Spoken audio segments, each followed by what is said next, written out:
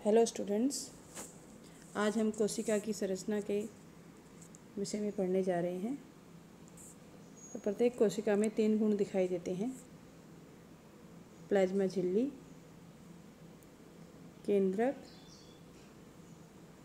और कोशिका द्रव्य।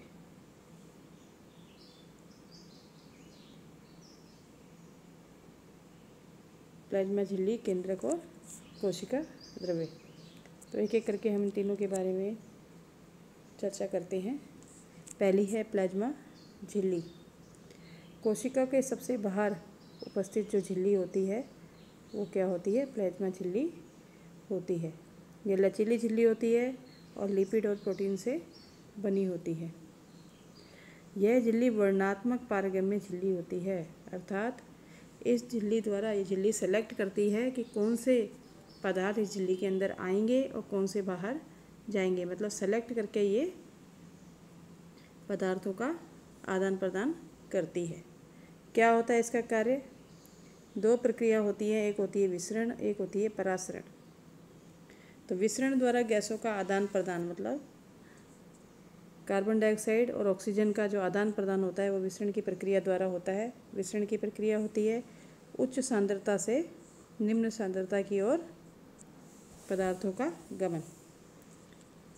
तो अगर कोशिका के अंदर कार्बन डाइऑक्साइड की उच्च सांद्रता हो गई और बाहर वातावरण में निम्न सांद्रता है तो गैस इस झिल्ली के द्वारा बाहर जाएगी। इसी प्रकार से मान लीजिए ऑक्सीजन की सांद्रता बाहरी वातावरण में अधिक है लेकिन अंदर कम है, तो उच्च सांद्रता से निम्न सांद्रता की ओर मतलब ऑक्सीजन अंदर की ओर आएगी, तो इसे हम विसरण कहते हैं। इसी प्रकार से प्रक्रिया होती है परासरण। तो परासरण द्वारा जल के अणुओं की गति, जो जल के अणु होते हैं ये वर्णनात्मक पारगम्य झिल्ली, इसे इंग्लिश में सेलेक्टिव परमिएबल मेम्ब्रेन भी कहते हैं। तो इस झिल्ली द्वारा जल के अणु भी उच्च सांद्रता से निम्न सांद्रता की ओर गति करते हैं। तो ये हमारी झिल्ली कौन सी है? प्लाज्मा झिल्ली। उसके बाद हमारा अगला आता है केंद्रक। कोशिका के केंद्र में उपस्थित संरचना क्या होती है? केंद्रक होती है।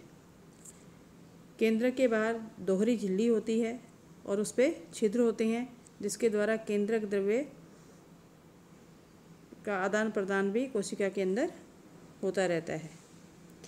केंद्र के अंदर क्रोमोसोम पाए जाते हैं और हम सभी जानते हैं कि क्रोमोसोम होते हैं वो आनुवंशिक जो गुण होते हैं उनके आदान प्रदान में सहायक होते हैं।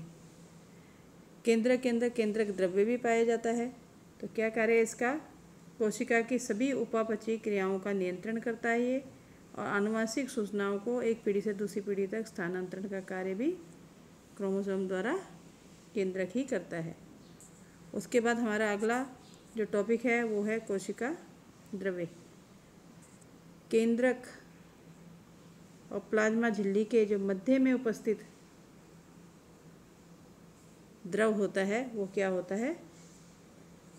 कोशिका द्रव्य कहलाता है। इस कोशिका द्रव्य के अंदर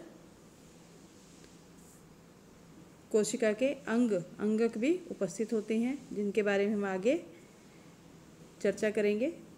और कोशिका द्रव्य के क्या कार्य है? क्योंकि यहाँ विभिन्न अंगक हैं तो जो विभिन्न अंगक कार्य करेंगे वो कार्य कोशिका द्रव्य के भी होंगे।